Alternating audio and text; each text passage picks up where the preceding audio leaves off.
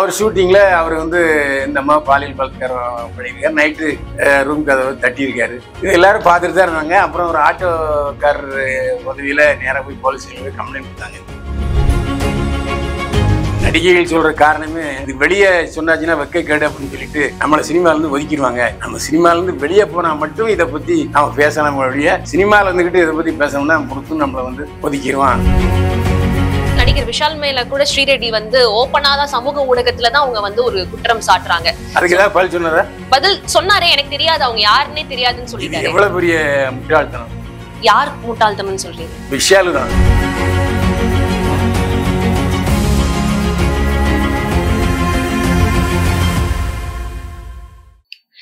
செய்தி மலர் பார்த்துட்டு இருக்க எல்லாருக்கும் ஜீவிகாவின் ஒரு பெரிய வணக்கம். சோசியல் மீடியா ஓபன் பண்ணாலே பெரிய பேசும் பொருளா மாறி இருக்கிறது ஹேமா கமிட்டி ரிப்போர்ட். அதை பத்தின பல்வேறு விவரங்களை கேட்டு தெரிஞ்சுக்க போறோம். அதுக்கு நம்ம கூட இன்னைக்கு ஒரு இன்டர்வியூல இணைஞ்சிருக்காரு சீனியர் ரிப்போர்ட்டர் திரு பைல்வான் ரங்கநாதன் அவர்கள். வணக்கம் சார்.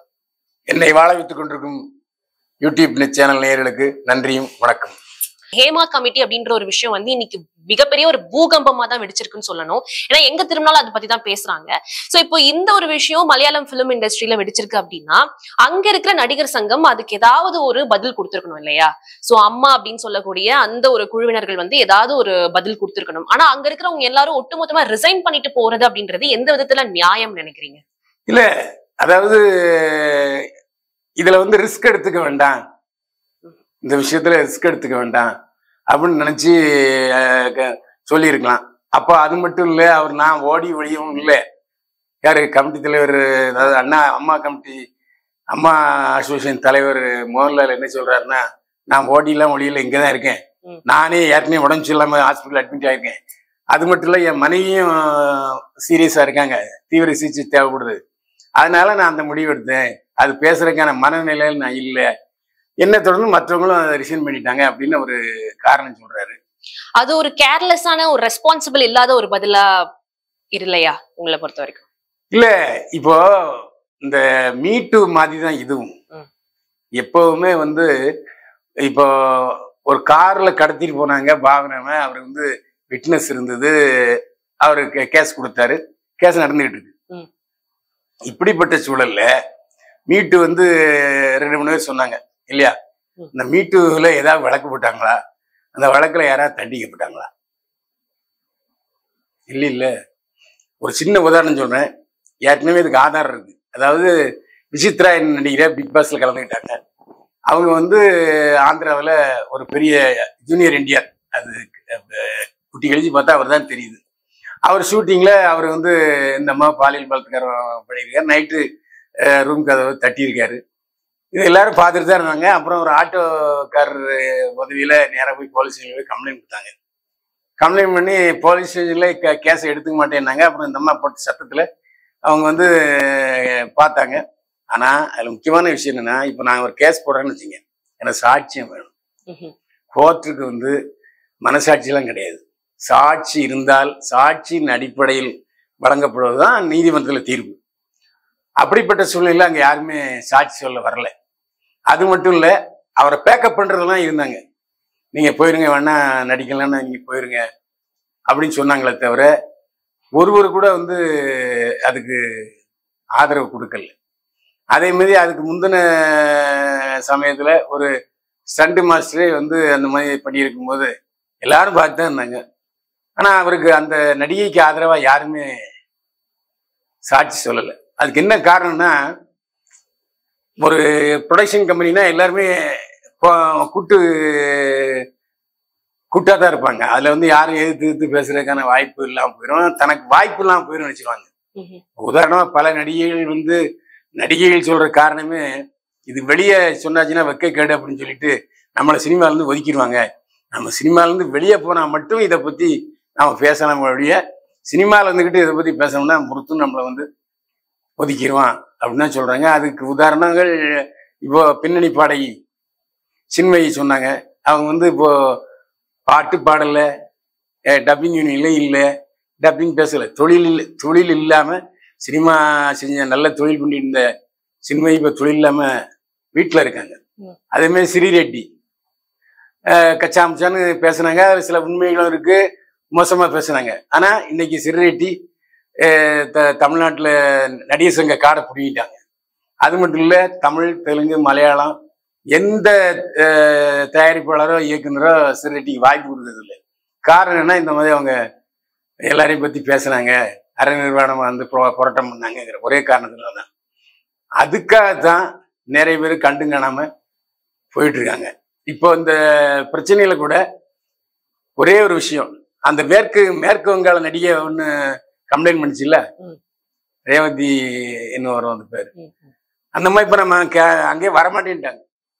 எங்க அவ்வளவு தூரம் ஹேமா கமிட்டியில் சொன்ன அந்த நடிகை இப்போ நான் கேரளாவுக்கு மறுபடியும் நான் வரமாட்டேன் அப்படின்னு சொல்லிட்டாங்க. நேற்று அதாவது இன்னொரு 4 நாள்ல அதுக்கு ஒரு ஃபங்க்ஷன் இருக்கு கேரளாவில், பேமெண்ட்லாம் வாங்கிட்டாங்க, டிக்கெட்லாம் போட்டாச்சு. ஆனாலும் நான் வந்து கேரளாவுக்கு வரமாட்டேன் அப்படின்னு மல்லு கட்டிட்டாங்க. ஏன் கேரளா போனால் தனக்கு பாதுகாப்பு இல்லைன்னு பயந்துட்டாங்களா என்னன்னு தெரியல. இப்படித்தான் சில விஷயங்கள் வந்து நீங்க முன்னெடுத்துட்டு போக முடியாது. அதாவது எல்லாமே கிளம்பும், பட் ஒரு காலத்துக்கு அப்புறமா அது அப்படியே பேசு பொருளா இருக்கும், நாம பேசுறதுக்கு உரிய பொருளா இருக்கும். பத்திரிகையில வரும், டிவியில வரும், யூடியூப்ல எல்லாரும் பேசிட்டு இருப்பாங்க. இது ஒரு பரபரப்பு தானே தவிர இதுல வந்து எந்த பயனும் சம்மந்தப்பட்டவங்களுக்கு தண்டனையோ கிடைக்கிறதுக்கு வாய்ப்பு இல்லை.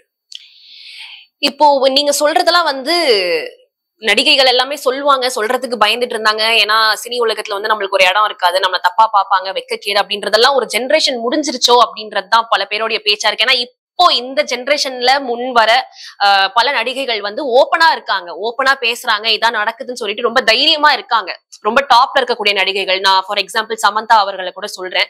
இப்போ இந்த பிரச்சனை எல்லாம் பார்த்ததுக்கு அப்புறமா அவங்க தெலுங்கு இண்டஸ்ட்ரியிலுமே இந்த மாதிரி ஒரு கமிட்டி கொண்டு வரணும் அப்படின்லாம் வந்து ரொம்ப பகிரங்கமா இல்ல எல்லா கமிட்டியும் கொண்டு வருவாங்க. அரசாங்கம் போடுற கமிட்டியில என்ன ஆகுது, எல்லா கமிட்டிகளும் போடத்தான் செய்வாங்க.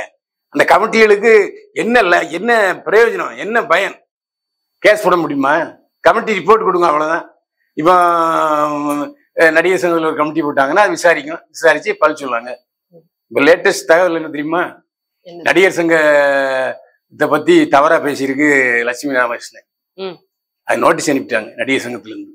என்னன்னு விளக்கம் சொல்லுங்க, எப்படி நீங்க நடிகர் சங்கத்துக்கு போய் தப்பா பேசலாம்? நடிகர் சங்கத்துல 2 கோஷ்டி இருக்கு, நடிகர் சங்கம் செயலற்று போச்சு, அதெல்லாம் பேசியிருக்காங்க. அதுக்கு விளக்கம் கேட்டு நோட்டீஸ் அனுப்பியிருக்காங்க. நடிகர் விஷால் மேல கூட ஸ்ரீரெட்டி வந்து ஓப்பனா தான் சமூக ஊடகத்துலதான் அவங்க வந்து ஒரு குற்றம் சாட்டுறாங்க. அதுக்கு ஏதாவது பதில் சொன்னதா? பதில் சொன்னாரே, எனக்கு தெரியாது, அவங்க யாருன்னே தெரியாதுன்னு சொல்லிட்டாரு. எவ்வளவு பெரிய முட்டாள்தனம்! யார் முட்டாள்தனம் சொல்றீங்க? விஷாலு தான். தெரியாதுன்னு சொல்றது எவ்வளவு பெரிய ஏமாத்து வேலை. ஸ்ரீரெட்டி தெரியாம இதுக்கு முன்னால கம்ப்ளைண்ட் கொடுக்கும் போதே தெரியுமே. அதாவது அது பொய் சொல்லுது, ஃப்ராடு, நான் அதை பார்த்தது இல்லைன்னு சொன்னா கூட பரவாயில்ல, எனக்கு தெரியாதுன்னு சொல்றது எவ்வளவு பெரிய பொய். விஷால் பொய் தானே சொல்றது. இப்ப இதே மாதிரிதான் ஹேமா கமிட்டினா என்னன்னு சொல்லிட்டு சூப்பர் ஸ்டார் அப்படின்னு கொண்டாடக்கூடிய ரஜினிகாந்த் அவர்கிட்ட ஒரு கேள்வி வைக்கிறார் பத்திரிகையாளர். அப்படின்னா என்னன்னு தெரியாதுன்னு அவரும் சொல்றாரு. ஆமா, அவர் அதாவது இத வந்து ஒரு பொழுதுபோக்கா பாக்குறவங்க நிறைய பேர் இருக்காங்க. அதனால அவரு மேலேயும் தப்பு சொல்ல முடியாது. அவரு இதெல்லாம் தெரிஞ்சுக்கிட்டு தெரியணுங்கிறதுல என்ன கட்டாயம் இல்ல. ஒரு முன்னணி நடிகரா இருக்கும் போது எல்லாரும் வியந்து பார்க்கக்கூடிய ஒரு நடிகரா இருக்கிறவரு இப்படிப்பட்ட ஒரு ஏதோ ஒரு சீரியஸான விஷயம் வருது, அந்த இடத்துல ஒரு பத்திரிகையாளர் சீரியஸா ஒரு கேள்வி வைக்கிறாருன்னா அந்த இடத்துல ஒரு சீரியஸான பதில் தானே எல்லாருமே எதிர்பார்ப்பாங்க. அந்த இப்போ அவர் வாயை திறந்தாலே பிரச்சனை ஆயிருது. சமீபத்துல கூட வாயை திறந்தாரு, என்னாச்சு? அது மாதிரி நம்ம எதுக்கு கமிட் ஆகணும், நான் கமிட்டில இருந்துட்டு போலாம் அப்படின்னு ரஜினி நினைக்கலாம். அந்த நினைப்புல தப்புன்னு நம்ம சொல்ல முடியுமா? சரி, இப்ப இந்த மலையாளம் திரையுலகம் ஒரு பக்கம் இருக்கட்டும், இப்போ தமிழ் சினிமாவில இந்த மாதிரி ஒரு கமிட்டி கொண்டு வரணும்னா அதுக்கான வாய்ப்புகள் இருக்கா? கொண்டு வருவாங்களா? கண்டிப்பா கமிட்டி கொண்டு வருவாங்க, அதுல எந்த சந்தேகம் இல்ல. கமிட்டி ஒரு 4 பேரை வச்சு ஒரு கமிட்டி ஃபார்ம்ல என்ன ஆயிருப்போகுது, ஈஸியா பண்ணிடுவாங்க. இப்போ உள்ள நடிகைகள்னு சொன்னீங்க, ராதியா என்ன சொல்லியிருக்கு, கேரவன்ல எடுத்து அதை பார்த்துக்கிட்டு இருந்தாங்க, நான் பார்த்துட்டு போனேன், மறுபடியும் திரும்பி வந்து கேட்டேன். அப்போ அவரு சொன்னா, அம்மா இந்த மாதிரி கேரவன்ல நடிகை உடல் அதாவது ஆடைகள் அவிழ்ப்பு காட்சி பார்த்து சிரிச்சுக்கிட்டு இருக்கான்னு சொன்னாரு.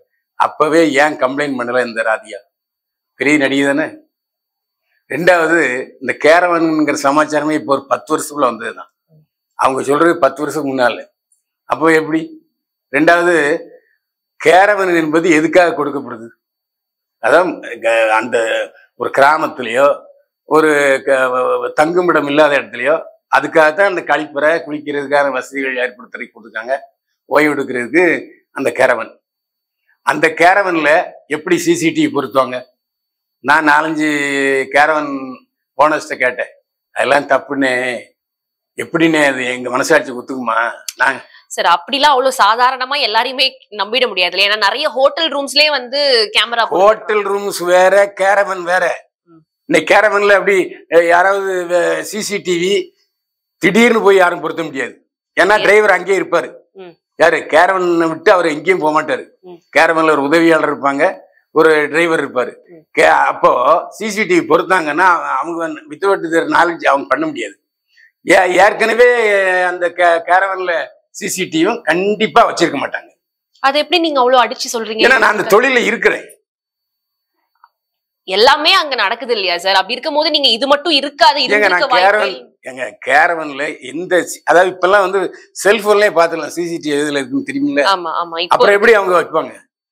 அவங்க இன்னைக்கு நடந்த மாதிரி ஏதோ பேசலையே, என்னைக்கோ ஒரு நாள் நடந்த மாதிரி தான் பேசுறாங்க. அப்போ என்னைக்கோ ஒரு நாள், அந்த என்னைக்கோ ஒரு நாள் வந்து கேரளாவில, அதுவும் மலையாள படத்துல கேரவன் வைக்க மாட்டாங்க. நான் நிறைய மலையாள படம் நடிச்சிருக்கேன். ஒரு சின்ன விஷயம் புரிஞ்சுங்க. ஒரு நடிகை, நட்சத்திர நடிகை, ஒரு ஹேர் ட்ரெஸ்ஸர், ஒரு மேக்கப் அசிஸ்டன்ட், அப்புறம் இன்னொரு அசிஸ்டன்ட், 4-5 பேரை கூட்டிட்டு போவாங்க தமிழ் படத்துக்கு. அங்க ஒரே ஒரு அசிஸ்டன்ட் தான் அலௌடு. இங்க பெரிய நடிகைக்கு எல்லாருக்கும் ஒரே சாப்பாடு தான். கேரவன் பேச்சே கிடையாது. ஏன்னா அவங்க பட்ஜெட்ல படம் எடுக்கிறவங்க. இங்கதான் கேரவன், ஜிம் பாய்ஸ் அதெல்லாம் கிடையாது. அங்க ஜிம் பாய்ஸே கிடையாது சார். எந்த மலையாள நடிகர் ஜிம் பாய்ஸ் வச்சிருக்காங்க? அதனால மலையாள இண்டஸ்ட்ரி வேற, தமிழ் இண்டஸ்ட்ரி வேற. மலையாளத்திலேயே அவுட்டோர் யூனிட்ஸ்ல ரொம்ப சீப்பா சம்பளத்துக்கு வர்றவங்க இருக்காங்க. அதனாலதான் நீங்க மதுரைக்கு எந்த பக்கம் போனீங்கன்னா எல்லாமே கேரளால இருந்து அந்த வேலைக்காரங்களை கூடுவாங்க. அதாவது டெக்னீஷியன்ஸை கூடுவாங்க. அது கேமரா அசிஸ்டன்ட்டும் போக்குவரத்து. அதே கேமரா யூனிட் அங்க கம்மி, இங்க அதிகமான ரேட்டு. அதுக்காக அங்கிருந்து கூடுவாங்க. அதனால தமிழ் சினிமா தொழிலும் கேரள சினிமா தொழிலும் ஒன்று அல்ல. இங்க எந்த ஹோட்டல்ல இருந்து அவங்களுக்கு சாப்பாடு வருமோ அங்கிருந்து ஹோட்டல் வரும். அங்க அப்படி கிடையவே கிடையாது. எல்லாரும் சமமா உட்காந்து ஒரே சாப்பாடு, அதுவும் இந்த புழுங்கரிசி, சிவப்பரிசி சாப்பாடு தான் சாப்பிடுவாங்க. ஒரே இடத்துல உட்காந்து எல்லாரும் சாப்பாடு கொடுப்பாங்க. இங்க பாத்தீங்கன்னா நடிகர் நடிகைகளுக்கு ஒரு இடம், டைரக்டருக்கு ஒரு இடம், அப்புறம் ஜூனியர் ஆர்டிஸ்டுக்கு ஒரு இடம், அப்படிலாம் கிடையாது. அதனால மலையாள இண்டஸ்ட்ரியில எப்பவுமே கேரவன் வச்சுக்க மாட்டாங்க. அதுக்கு அவங்க பட்ஜெட் இடம் கொடுக்காது.